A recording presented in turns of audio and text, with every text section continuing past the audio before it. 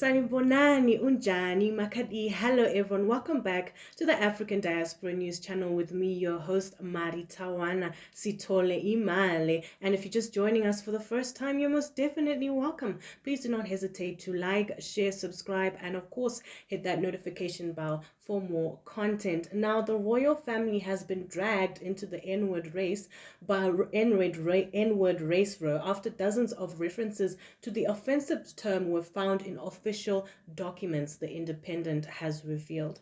Now, a catalogue published by the Royal Collection Trust showcasing a selection of gems and jewels owned by the Royal Collection contained more than 40 mentions of offensive racial terms. Now, the document titled Ancient and Modern Gems and Jewels was published by Royal Collection Enterprises Limited in 2008.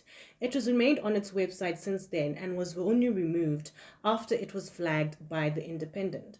Now, the term was included in a report by the Met Office as well as in Department for Work and Pensions guidance used by doctors to assess benefit claims. Now, the slur had also been visible in the comment section of a page on the government's own website since 2015. The revelations prompted Rishi Sunak's official spokesperson to denounce the word as inappropriate and offensive.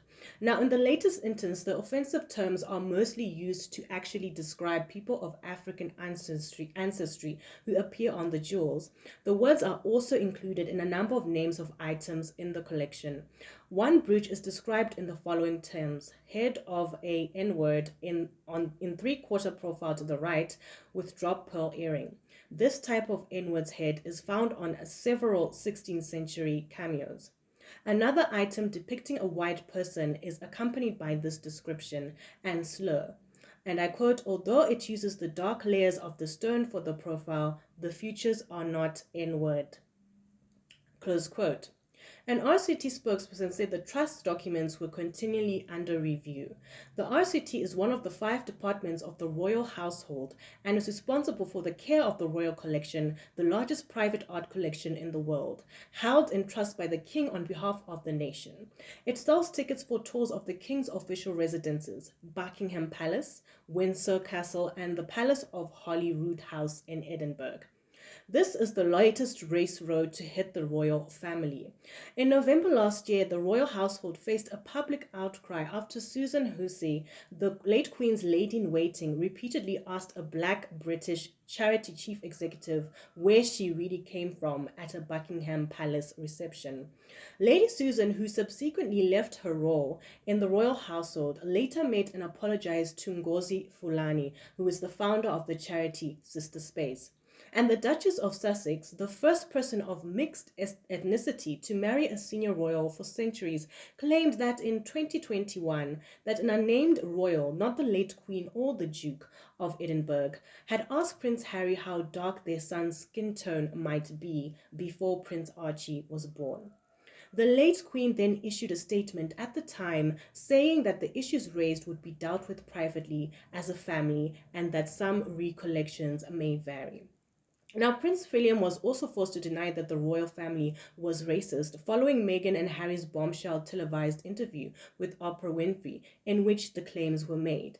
Racial terms such as the N-word have been casually used in a non-pejorative sense throughout much of the 20th century across countries like the US and the UK. In the 17th, 18th, and 19th centuries, such terms were interchangeably used with descriptive language like Africans and slaves in reference to enslaved African people. However, such language is generally considered to be racist in modern times. The Labour MP Kim Johnson, a member of the All-Party Parliamentary Group on Race, said, and I quote, "There are those who will say the use of such terms is innocuous and an accurate reflection of a bygone era. But every black British person today is painfully aware of the legacy of such language in terms of their ongoing treatment, institutional racism, and the policies of the modern British state. From the Windrush scandal to a racist criminal justice system to the use of racist terminology across current government policy documents, the treatment of black British people as second-class citizens today has its roots in the very history of this language, which was born out of." And I close quote. Pan-Africanist Esther Stanford or say, an expert on reparations within the International Social Movement for African Reparations, said the catalogue should instead have included guidance around the historical use of racially offensive terms, while condemning the use of these terms and recognizing their harmful impact. And I quote, "We are in an era where it is well recognized that these terms are offensive and legally considered to be racial slurs," close quote. Open quote, "One would expect institutions that have historical connections to African enslavement to have some type of guidance given around the language that is currently being used in this document.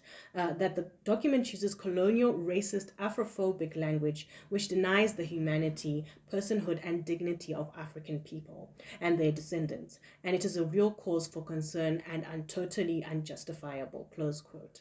Now, a Royal Collection Trust spokesperson said, and I quote, "Royal Collection Trust has an ongoing program of activities to research, display, loan, and publish detailed records of objects in the Royal Collection in order for a wide range of audiences to learn about the collection and its history. Publicly available object records are continually under review in order to improve the information presented on an object and/or subject." The publication Ancient and Modern Gems and Jewels was published in 2008 and is now out of print. The corresponding object records updated several years ago contain updated terminology and can be viewed on the website ret.uk.